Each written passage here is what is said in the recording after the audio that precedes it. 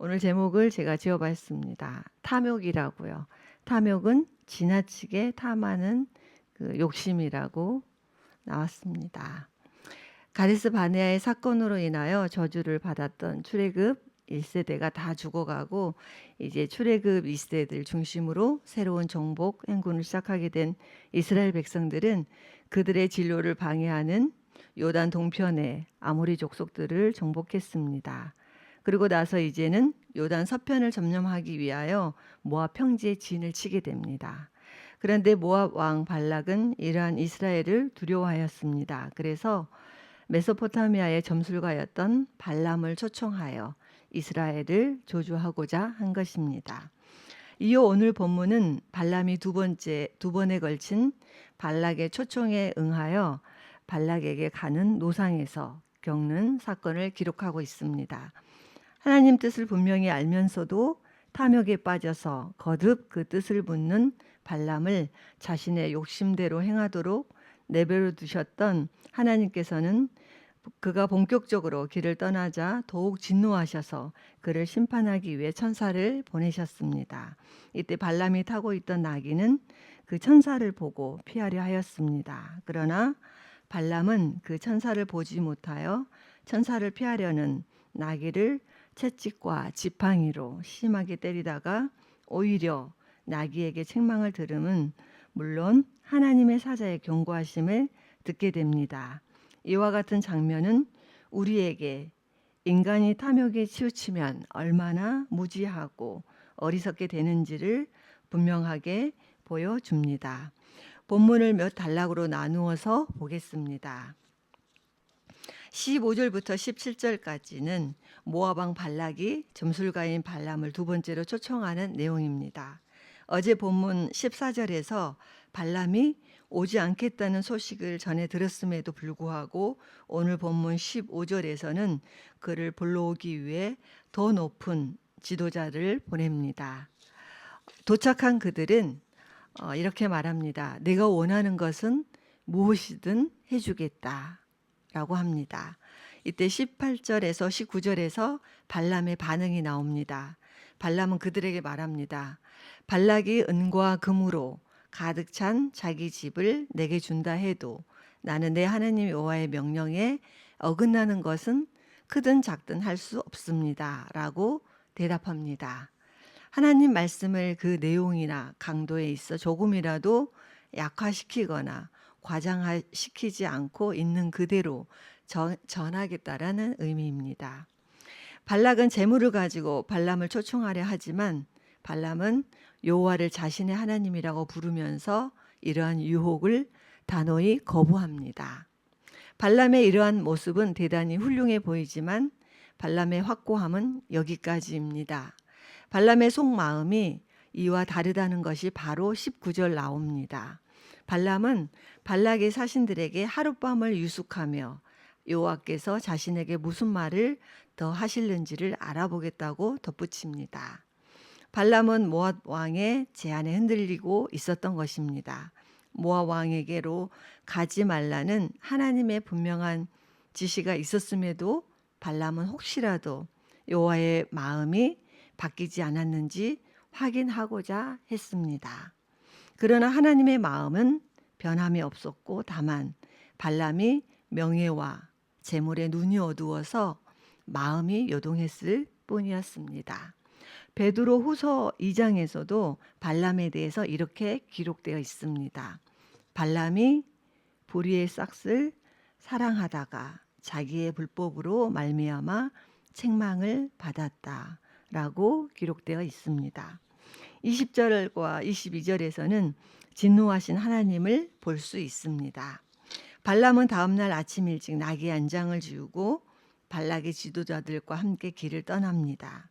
하나님은 발람을 강제로 떠나지 못하게 하시기보다는 발람 스스로 깨달을 수 있도록 기회를 주셨는데 깨닫지 못하고 그 길을 떠나자 하나님이 노를 바라시며 그의 길을 막으셨습니다.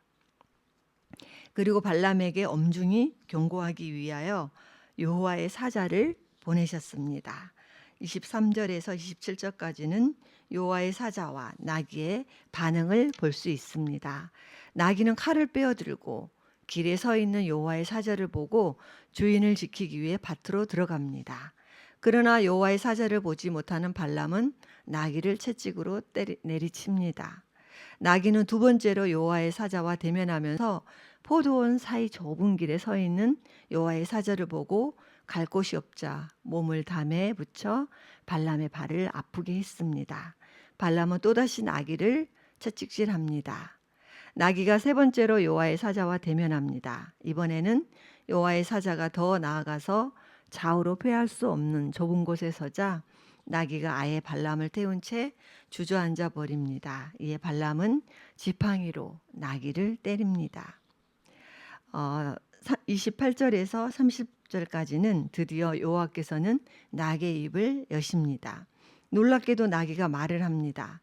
나귀는 발람에게 왜 세 번씩이나 때리느냐고 항의하고 발람은 자기 손에 칼이 있었으면 나귀를 죽였을 것이라고 대답합니다. 발람이 자기 말을 안 듣는 나귀에게 분노했듯이 하나님도 자신의 뜻을 분명히 알고 있으면서도 따르지 않는 발람에게 분노하고 계심을 나귀 행동을 통해 보여주십니다. 오늘 본문을 통해서 주신 메시지를 간략하게 세 가지로 요약해 봅니다. 첫 번째는 사단이 노리고 있는 인간의 가장 큰 약점은 바로 탐욕, 지나치게 탐하는 욕심입니다. 17절을 보면 이스라엘을 저주해달라는 요청을 발람이 거절하자 탐욕을 자극했습니다.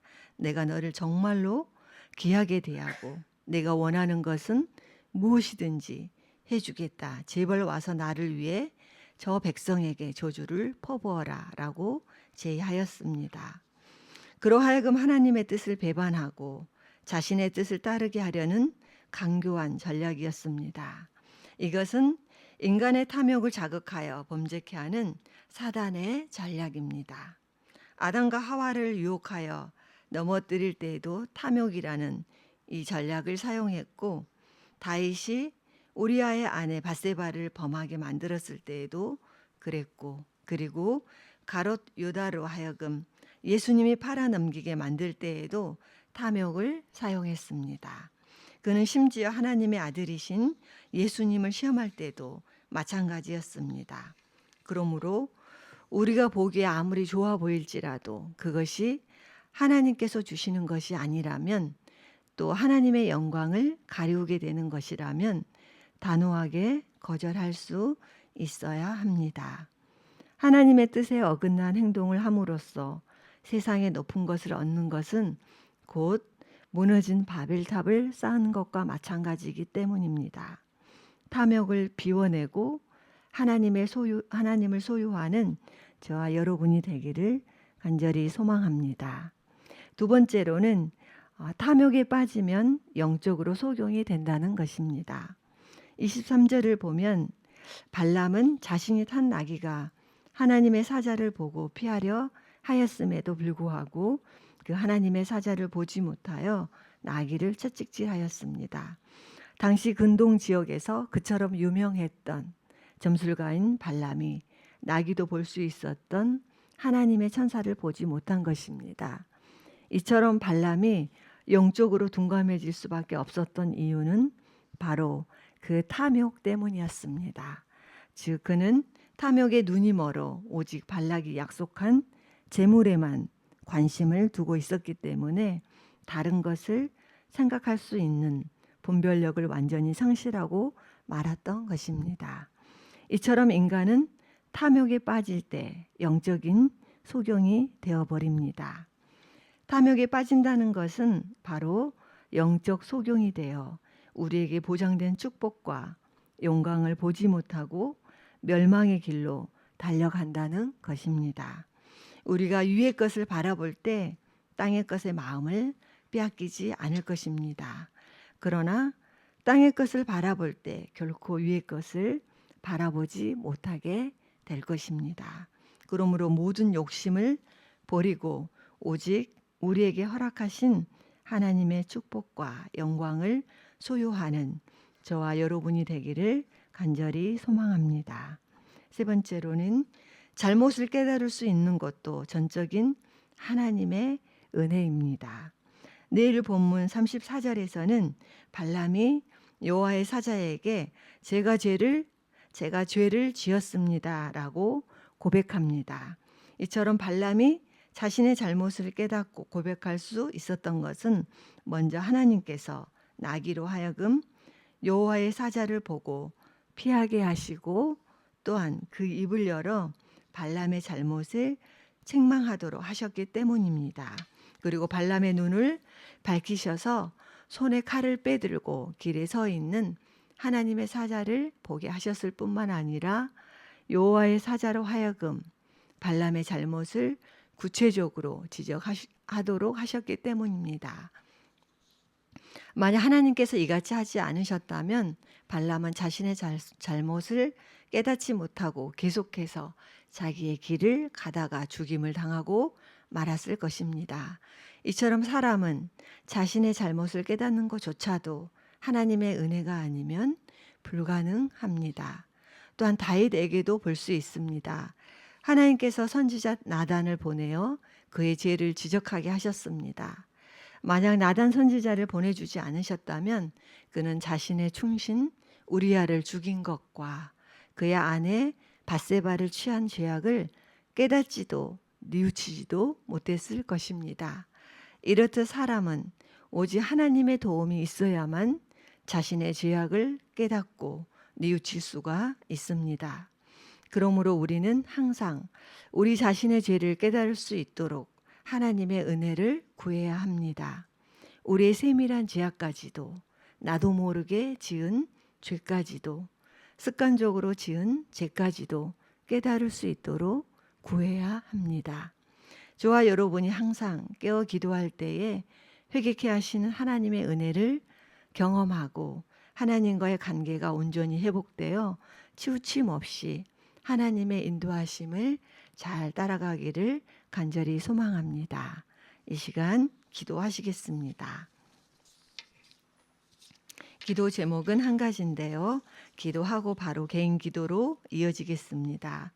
기도 제목은 우리가 욕심에 빠지면 눈이 어두워지고 분별력을 잃게 되어 하나님의 뜻을 따라가지 못합니다.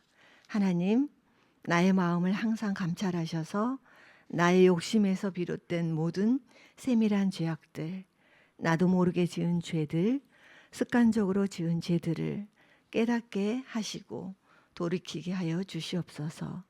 내 욕심으로 인해 무너져가는 우리 자녀들은 없는지, 내 욕심으로 인해 가정이 불화하지는 않는지, 내 욕심으로 인해 하나 되지 못한 공동체는 없는지, 내 욕심으로 인해 깨어져가는 관계들은 없는지 돌아보게 하시고 깨닫고 회개하며 돌이킬 수 있는 은혜를 허락하여 주시기를 간절히 기도하시겠습니다.